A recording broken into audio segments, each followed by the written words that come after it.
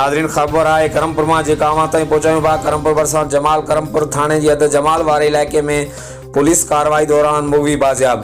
Karampur police Mujib 2.5 महीना अॻु अगवा थियल फैसलाबाद वासी मुगी हाफ़िज़ मोहम्मद अमीन पंजाबी खे बाज़ियाब करायो वियो आहे।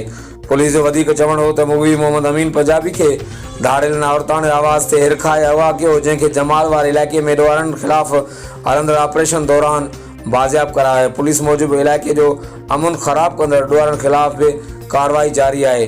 ॾोहारनि जी गिरफ़्तारी ताईं ऑपरेशन जारी रहंदो। जी नाज़रीन, करमपुर में अहम ख़बर है जेका असां शेयर कयूं पिया। करमपुर पुलिस जमाल वारे इलाइक़े में एक मुगी के बाज़ियाब कराने की दावा कई है। हर वक्त आगाह लाइ ॾिसंदा रहो JTN वेब न्यूज़ करमपुर।